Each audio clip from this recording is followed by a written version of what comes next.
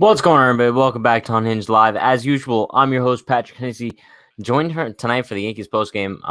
I think we're gonna call him Laggy Lonzo tonight. How we doing, Jalen? I'm feeling good. I'm feeling laggy, but Gerrit Cole made me feel a lot better.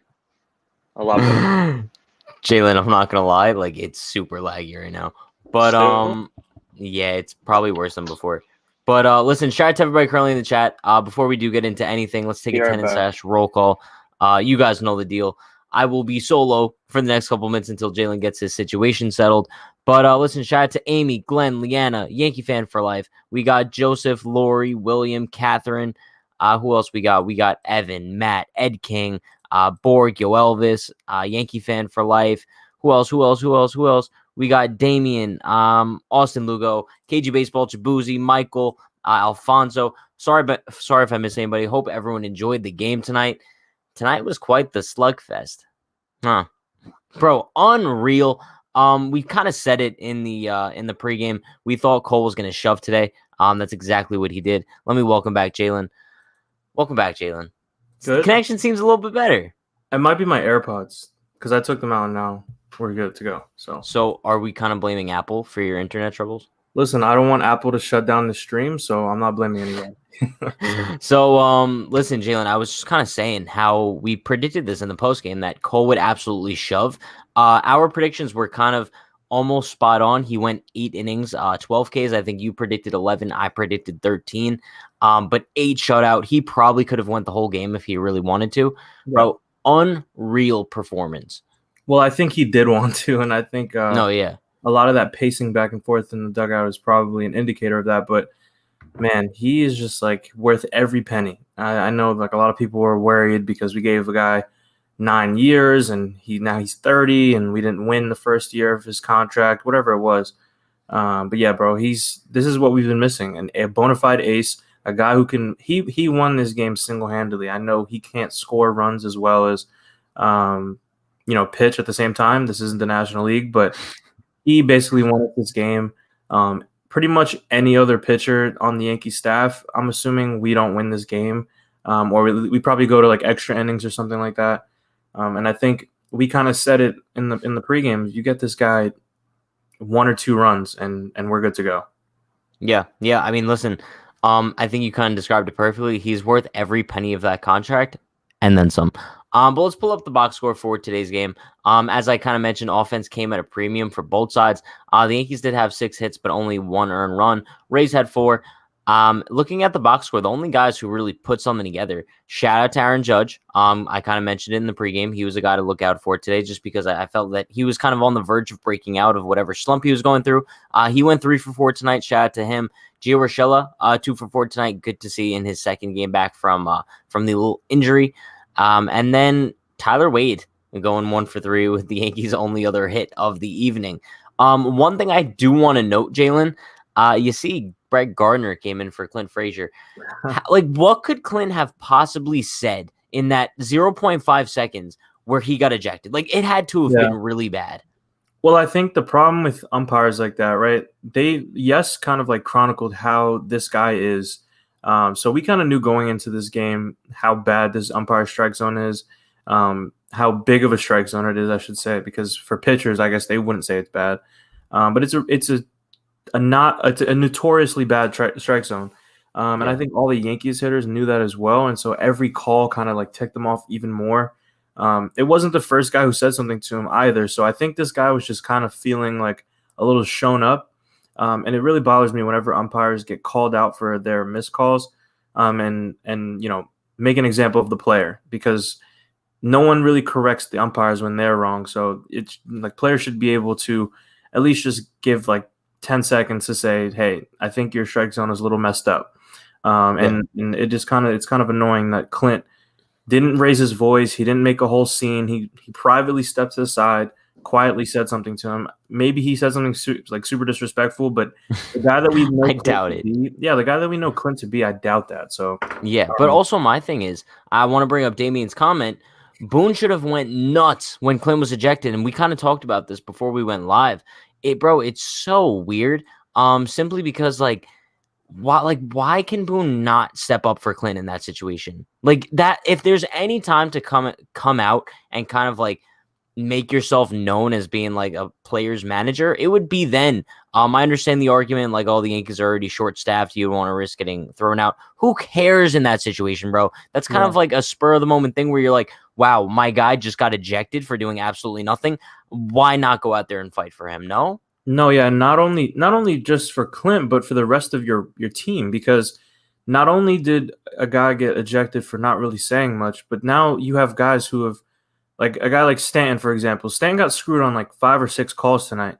And so what if he gets upset and he whispers something to the umpire or says something under his breath? The umpire is going to eject him too, and now you don't have anyone standing up for those guys. So you at some point you have to stand up for your players, and not only just after they get ejected, but you have the whole point of standing up for them is to prevent that from happening. And the reason why Clint felt like he needed to stand up for himself and say something and risk the potential of him getting ejected is because Boone wasn't saying anything. Like yelling a couple things from the dugout is not, proving your point to the umpire who's all over the place. Yeah. Do you think he would have fought for Gardner in that situation? Maybe. I don't know. I think Boone's just wired like that to, kind of just go by the script. So maybe he knows that there's not a lot of coaches, so he knows I can't get ejected today, no matter what happens. Which is, you're not managing with a pulse. So. No, yeah. I mean, listen, I do want to talk about the pitching from tonight, just because the two guys that pitched were simply untouchable. And what else do we expect out of these two guys anymore? Gerrit Cole, 8 innings, 4 hits, no earned runs, no walks, 12 Ks, lowers his season ERA to 1.37. He's really just cruising to an American League Cy Young trophy this year. It's kind of unreal how good he's pitching. But Aroldis Chapman comes in for the 9th. It's arguable. I think Cole easily could have went, but I think with the top of the order coming up, it was a good move, especially with how good Chapman's been this season. It's not really like you're questionable for the 9th inning in that case. So Chapman comes in for the 9th, solid inning. Got Mike Brazeau out and struck him out. Love to see that. But Gerrit Cole, bro, like I feel like we started off the night talking about him. We could talk about him all night if we really wanted to, just because of how good he is. And he really came out tonight and stepped up to the occasion. We mentioned it in the pregame, how important tonight was, kind of winning the series against the Rays, not putting it in Jameson Taillon's hands tomorrow. You have your ace on the mound and you want to get it done. And he did just that. The Yankees now pulled off the series against the Rays, finally won a series in Tropicana Field for the first time in 2 years. And now I think we're kind of proving to the Rays, like, you guys don't own us anymore. Right. Yeah, and that's it. This is a huge thing to prove, especially this year, because last year the Rays were not just, it wasn't like a fluke where the Rays just beat the Yankees and kind of sucked like against everyone else. The Rays were the American League champions, so they were obviously a legitimate team. They had 2 Cy Young type pitchers in Blake Snell and Tyler Glasnow, and their offense just kind of seemed to click together.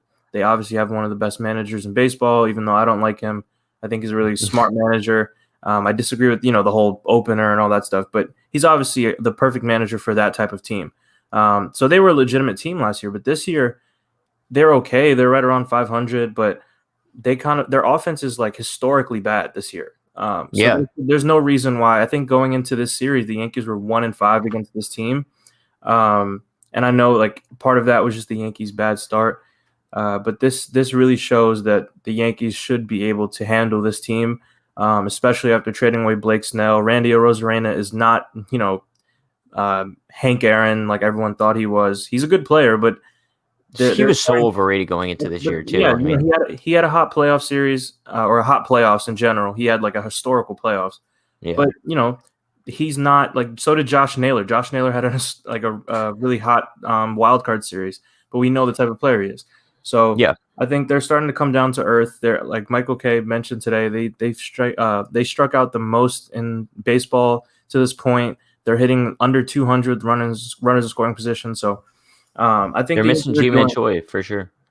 Yeah, they are. But the Yankees did what they're supposed to do in these first 2 games. So yeah, 100%. And you're kind of walking into Tropicana Field tomorrow with Jameson Taillon on the mound. Kind of just playing with house money at this point, right? Because obviously you want to sweep the Rays in Tropicana, but I think worst case scenario, you just lose the game tomorrow and you leave with 2 out of 3. And I think going into it, we would be extremely satisfied with that. I just want to see a good start out of Taillon tomorrow, though. I see a couple people in the chat talking about the Red Sox losing. You guys kind of know my take on this. I do not pay attention to standings until like at least July. But I think it is kind of noteworthy that the Yankees are now only 1 game behind the Red Sox in the American League East. Bro, but we saw this coming, did we not? We knew the Red Sox weren't going to stay like the best team in baseball for long. And the Yankees were kind of just going to even things out as time went on. And that's kind of why I'm not paying attention too much to the standings, just because it's so ludicrous to think like, oh, well, we're chasing the Red Sox in first place. We might be in second place right now, but I still think that every team in the American League East is chasing us.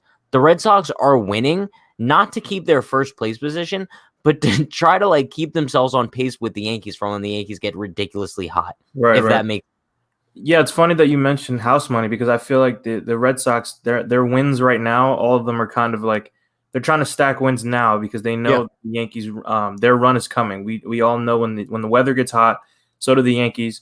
And it kind of feels like the Yankees have evened out a little bit from when they heated up a little bit earlier in the month, but not really. Like this is their, I want to say, 4th straight series win. And that's why I kind of feel I kind of disagree that tomorrow's house money because I want to make a statement. Like it is house money if we want to be like semantical. Sure, you have a series win, you want to go out. That's your goal going into the Tampa Bay series, regardless. If you told me we're getting 2 out of 3 in the series, I'd sign up for it. But if you're in a position to sweep with the Rays, they kind of looked lifeless in these first two games. Take advantage of that. Stomp on their necks. You were 1-5 going into it. Now you're 3-5. Try to even that out early. Don't sit on your hands and just say, oh, we'll take 2 out of 3. Like, no, let's go in tomorrow. Let's win the third one. Let's sweep them in their own ballpark, a place that's been like a house of horrors for the Yankees. So I think tomorrow is a big statement win if you do get. If not, no harm, no foul. But I think it would be a huge statement. Yeah, I mean, especially with Taillon on the mound, you want to see him pitch well. But kind of what I'm thinking about now is the Yankees' offense has not really been good, right, for the past week or so at this point. I would kind of say since the game that we went to last Wednesday. It seems like ever since then, the offense has just kind of been completely silent. But at the same time, I think it just goes to show what a good pitching staff does, right? Because usually the Yankees don't have a good pitching staff.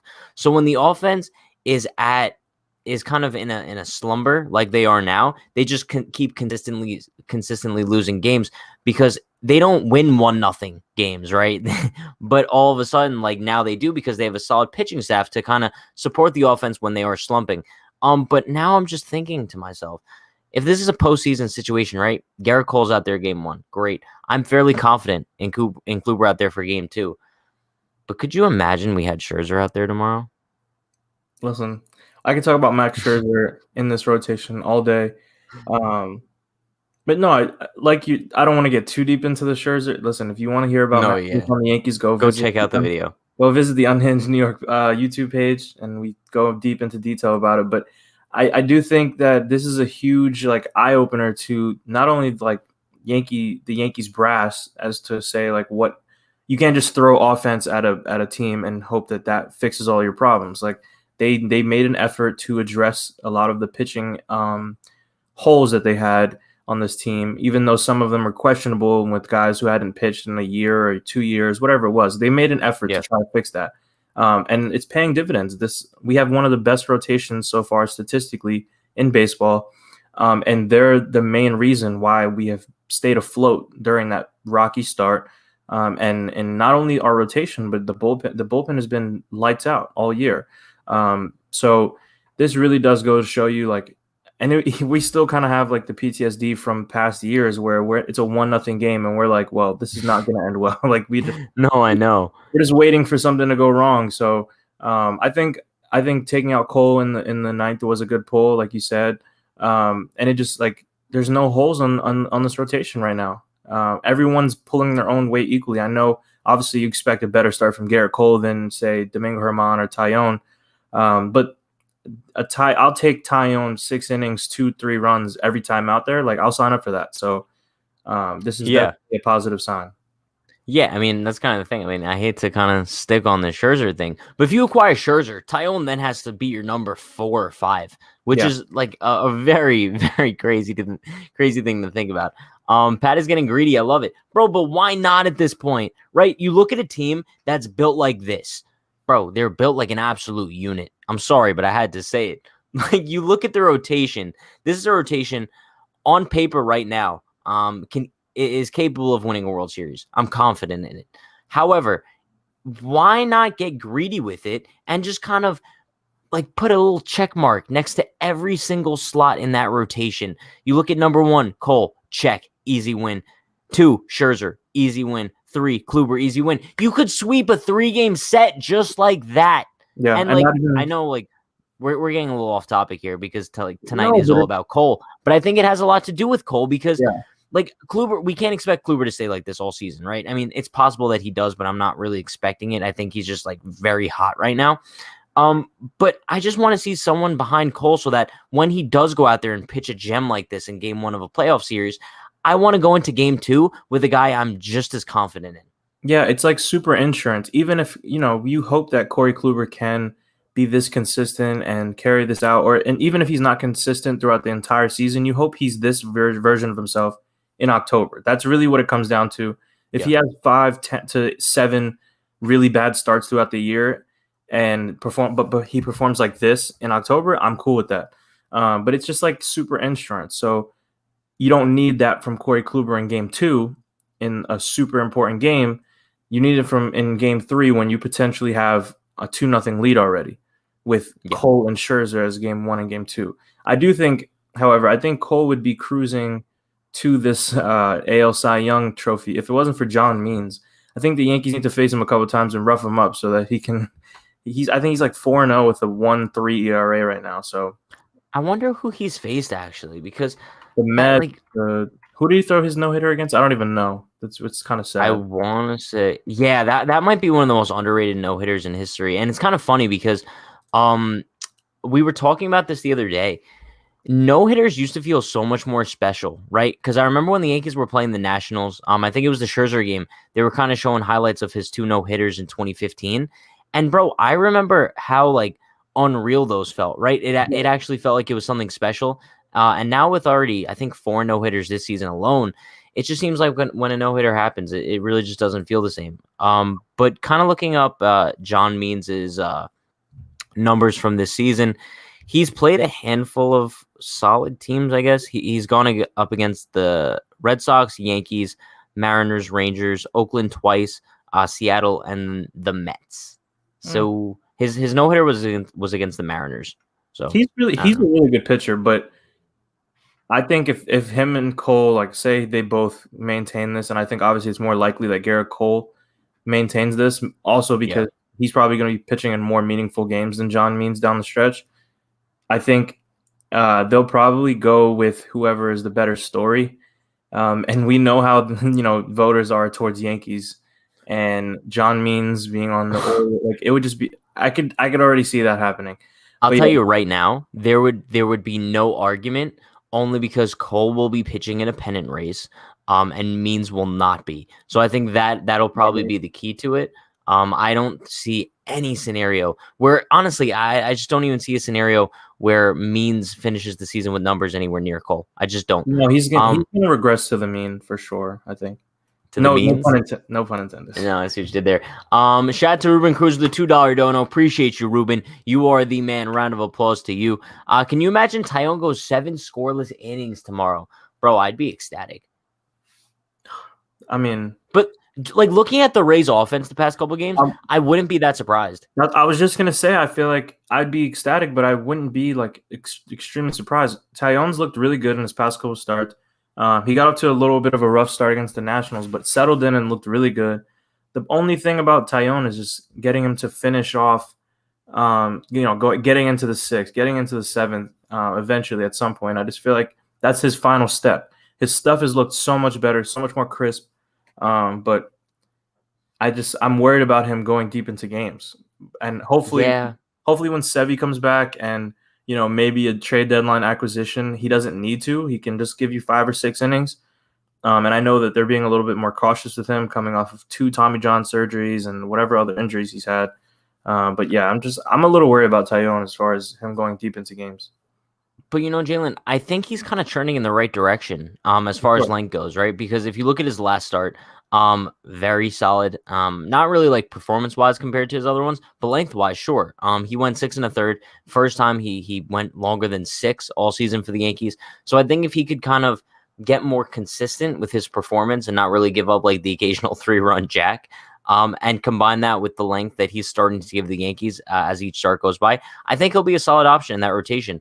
I don't know if he'll still necessarily be like that number 2 that I predicted he would be by the end of the season, but I think he could still be a solid option out there. Yeah, Listen, shout out to Ruben Cruz with a $5 dono. Ruben, you are the man. The man. Round of applause to that. Appreciate you. Fun fact, all the no-hitters this year have been lefty starters with good changeups, except for Musgrove. Who else? It was Musgrove. It was Musgrove, Rodon. Rodon's good. I've always wanted him on the Yankees. No, he's solid. He throws like 98 now, which is like he used to throw like 92, 93. So it was Means, Rodon, Musgrove. I don't remember. Who's the other one? Why am I drawing a blank on this? Someone has to say it in the chat. Hey Siri. Who has I don't know. What I even asked Siri. Hey Siri. Hey Siri, who has thrown a no-hitter in Major League Baseball this season? Oh, Wade Miley. There you go. Jay Lonzo.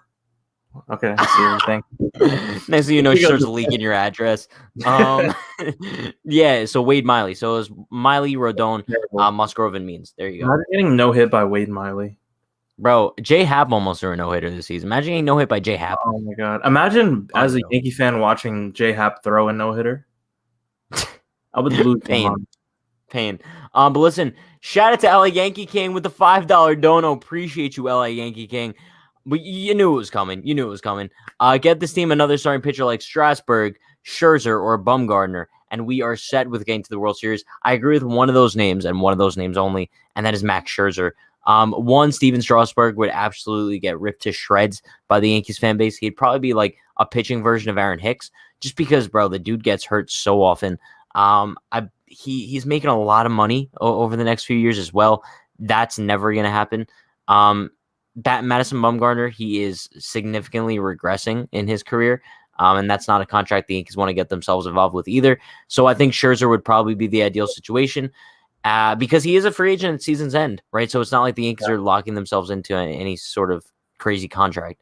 Trading for Strasburg wouldn't make any sense at all to me. Between the injuries and him just signing that huge contract, definitely not.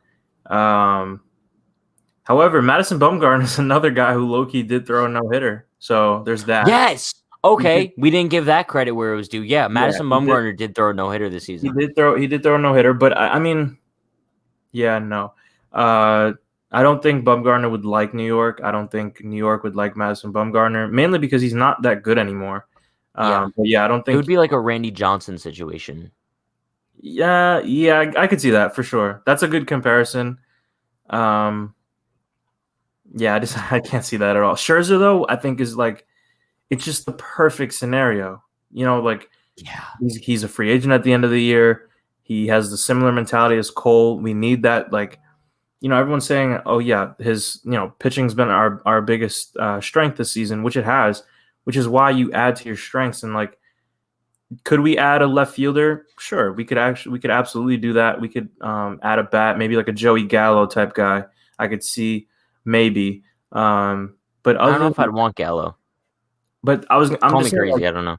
No, I mean I would take anybody over our current left field production. Honestly, I don't know. I don't even know how Gallo's performing so far, but I would take anybody over our current left field. No, I get it, but also at the same time, it's like use whatever pieces you would use to get Gallo and just go full throttle after Scherzer. You know what I mean? I'm saying I agree with that. That's my point. Is I could sure they could add to the minuscule holes they have on the team, but where are you adding a bat if it's not left field? You're not adding one in center because Aaron Hicks is your center fielder, whether you like it or not. Aaron Judge is your right fielder. Obviously, Giancarlo Stanton is locked in at DH. Luke Voit just came back. DJ's not going anywhere. Glaber's not going anywhere. Gio's not going anywhere. And everyone loves Kyle Higashioka, and you're not trading for a catcher midseason. So I'm just not really sure where people think this bat is coming from, unless you're upgrading left field. Listen. Speaking of Higashioka, really quick, but before we do that, shout out to LA Yankee with $2 dono. Appreciate you, my man. Here's to get hashtag Strasburg to MYY. Listen, I don't know if LA Yankee King is kind of replacing like the Madison Bumgarner love with like Strasburg love now, but I hate to break the news to you, like neither one are ever happening. I want to know, LA Yankee King, I want to know why you want Steven Strasburg. Yeah, I'd like to hear some reasoning behind that. And Madison Bumgarner for that matter. I mean, I guess he just likes Bumgarner's like past, but I mean, listen. I get the Bumgarner, like he's good in the playoffs thing. I understand that. I'm kind of at a loss for words. I'm not gonna lie, because like Madison Bumgarner was good in that like playoff run in like I think that was like 2014 or 2013 or something like that. He was good in a few playoff runs. Sure, but like no, like really good in multiple World Series runs for the Giants. People say he was really good. Like he's a playoff pitcher, like they compare him like Andy Pettitte because of that run that he had where he pitched Game 7 and like pitched out the bullpen right. Like bro, it's his postseason career. Yeah, but it's not just that one postseason. How long ago was that? That's my point. It's not about. Well, no, it was a very long time ago. Yeah, but I'm just saying, like the whole postseason narrative of Madison Bumgarner is like super legit. Like it's not just that 2014 run. It was like 8 years ago. No, yeah. I'm not saying that. I'm not defending it. All I'm saying is like Madison Bumgarner is one of the greatest postseason pitchers of all time. No, yeah, for sure. Like even if you go back to 2016 when he walked into Citi Field for the wild card game and absolutely shoved real stuff. He's been amazing in the postseason. But my point is, it was so long ago. That point kind of doesn't matter. Like I'm not trading for Madison Bumgarner because he's good in the playoffs now. You're not trading for 2014, 2012 Mad Bum. You're trading for 2021 Mad Bum, which is a completely different animal. Yeah, I agree. But it's crazy to think about because if you're trading for 2021 Scherzer, you're still getting like 2014 Scherzer. You know what I mean? Like a better version of Scherzer. He's like hungry and he's ridiculous. It's unreal. But shout out to William Flores with the $3 dono. Shout out to you, my man. I believe this is a predicted line for Taillon tomorrow. 6 2/3, 9 Ks, 2 runs, 3 walks. I think I'll take that. I like the length. I like the production. I would like to see the walks a little bit lower, but I mean, I would probably take that out of him tomorrow. I think that would get the win too, especially against Rich Hill. That's a pretty like realistic prediction. The 9K is high for him, but listen, this Rays team strikes out so much. I could definitely see it happening. So I like that. Yeah, we have to remember this prediction so we can say if it was how close he was or not. Yeah, I'll remember you, William. But what I want to get into before we kind of start talking about Madison Bumgarner's postseason lore, Kyle Higashioka, I think he's somebody that's kind of flying under the radar right now simply because he's been working so well with these pitchers. We knew he wasn't going to remain the Yankees' best hitter all season, but he's been really bad at the plate to the level where he's kind of lowered his batting average now to 208. I know a lot of people don't even care about batting average. He still has a solid OPS, 892. Like, it's kind of ridiculous. It doesn't really make sense to me. But here's my thing about Kyle Higashioka. I don't think the Yankees are looking for offense out of the catcher position, regardless of who's there, right? I mean, didn't he get a hit today, or was that a line out? I just remember no. Hard. Yeah, no, he went 0-for-3 with a K tonight. I mean, but I mean, hard today. I mean, he's fine. No, yeah, but that's my thing. It's like I know a lot of people are kind of starting to get impatient with Higgy at the plate. I think I just want to remind everybody, like, Kyle Higashioka is not in the lineup to be a hitter, right? He's in the lineup because he works so well with our pitchers that he makes everyone so much better, bro. The way that the difference in Gerrit Cole when Kyle Higashioka is behind the plate and when Gary's behind the plate is unbelievable. Even Corey Kluber, which kind of leads me to believe, like, what if Kyle Higashioka tried catching for Taillon too? What if he was just our starting catcher? What about that? How crazy to think about. It shouldn't be. I feel like this is a pretty easy decision. I think the Yankees are just trying to drag it out because it's a long season. Gary's the type of guy who he could catch fire and I don't want to say carry this offense for a while, but Gary has the type of talent. He can go on a run. He has the type of talent that he could go on the type of tear that Stanton went on about a week ago. Yeah, Sorry. no, I was. But he has that type of talent where he can get that hot. And I honestly thought that he was going to at the beginning of the season. First 2 games he hits a home run. But I haven't seen enough from Gary to let me think that that's going to happen at any point. But I think that's why the Yankees are kind of dragging this whole thing out. I think come October, if things kind of continue the way that they're going, Higgy is going to be our starting catcher the same way he was / kind of should have been in the playoffs last year. Yeah, I mean, call me crazy. Gary was starting catcher last night, right? Yes. I would start Higgy tomorrow.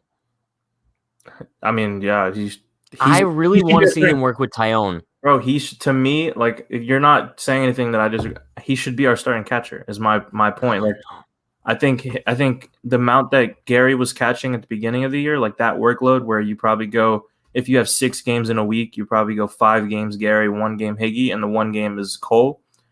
It should be that for Higgy now. I know Higgy's not hitting amazingly, but we don't need him to, and he's been all right. Like he's not an automatic out up there. He's not Tyler Wade. No, yeah, he's fine. And he'll launch a bomb when it counts. You know that. Like if you're losing like 1-0 in the bottom of the 7th, Higgy's launching a home run to tie the game, almost guaranteed. Easy. Yeah, he just hit a home run against Max Scherzer. Like he should be our starting. Bro, give me a break, bro. I think it was kind of just him initiating Scherzer in the Bronx because once Scherzer does come to the Yankees, Higgy's going to be his personal catcher as well. Like you just know that's going to be the case. So I think it's just kind of like a tough love kind of thing. I think once you have a guy who is the personal catcher of 3/5 of your rotation, I think he should be your starting catcher. No, yeah, it's only a matter of time. But listen, shout out to Andrew Allen with $2 dono. Shout out to you, my man. Andrew Allen's an absolute tank. Appreciate you, my man. Hope everything's going well. Higgy is tough and dependable, says Jamie McNeil. That's kind of the thing about Higgy. I think he's just so dependable, right? What's that saying? The best ability is availability. There you go. You got it. There we go. But no, I think that's kind of the truth. It's like, bro, you don't really have to worry too much about Higgy, like missing games due to injury. I know he actually missed quite a few games due to injury last year, maybe, right? But it's like I kind of see him as a fairly durable guy, right? And he's the guy I want behind the plate in a big situation. And that's no knock on Gary. But it's like you just can't compare the two whatsoever. Higgy is the definition of nails. You know what I think is going to be really interesting? If Gary continues to struggle this bad, right? Just kind of looking lost at the plate. Gary's been fine behind the plate defensively. Did it a home run yesterday. That's what he did, but I don't know. It just kind of feels like empty. I know he hit a home run yesterday. Like, almost forgot about it because of how bad all of his other at-bats have been. But I wonder how things are going to look when Robinson Chirinos is like fully healthy. I wonder if he puts any pressure on Gary Sanchez. I doubt it, just because it's a tough position to like call somebody up in the middle of the season. And like, if Kyle Higashioka wasn't already Gerrit Cole's personal catcher, maybe there would have been a different little scenario there because of Chirinos' history with Cole. But I just find that it's interesting that they signed him. That's all. Yeah, I agree. But Jaden asks, I don't even know if this is a question I need to answer. Are we still supporting Dietrich to the Bronx? Bro, this is a movement that I will be supporting until the day I am no longer on Earth, bro. Derek Dietrich to the Bronx is something that's going to live on forever. And we kind of talked about this in the pregame. I don't really know the situation that it's going to take for him to come up, but I think it's going to happen eventually. I think at some point this summer, we will see Dietrich in those pinstripes. I don't know. Maybe I'm just a little bit too positive. I don't know. What if they sign him if they're not going to give him at least a chance over Tyler Wade at some point? But that's what I'm saying. Yeah. Like it's got to be worth a shot eventually. Maybe a September call up. I don't know. You'd have to sign him to a contract. Whatever. Listen, shout out to William Flores. We got a $10 dono in the chat. Appreciate you, my man. He says no comment needed. # squad up. # NYY28. Now, I think just because of this dono, the Yankees are winning their 20th World Series this year. Like, it's a given. Well, that just sealed the deal, if I'm being honest. No, yeah. No, because I've kind of been thinking about this every night before I go to sleep. I contemplate in my head. I say, you know what? If people don't put hashtag MYY28 in our chat, like, are the Yankees actually going to do it this year? And now William just kind of confirmed it because no one really has done it. And then bang, $10 dono with hashtag MYY28 seals the deal. Shout out to you, William. You are the man. Love you, bro. Love you. Bro, you see what I did there? But it has multiple E's attached to it. No, I see that. I would say that's good. probably like 4 E's. Probably like 4, maybe 5. Just saying. Let's see. Jamie McNeil says Higgy plays a mean guitar too. Really? Well, we talked about this in the pregame a little bit. He's a man of multiple languages. He is a man of many talents. And he apparently plays guitar. What doesn't Kyle Higashioka do? He has not obtained the Yankees starting catcher role yet, although he should. I see what you did there. And that's not really his fault though. I think he's doing his best. There's nothing he could do. I don't know. We just have to wait. KG Baseball says, I think he will come up when the roster expands. That's kind of what I thought. But it'll be interesting because I don't know how that works. I think they would still have to sign him to a major league deal, no?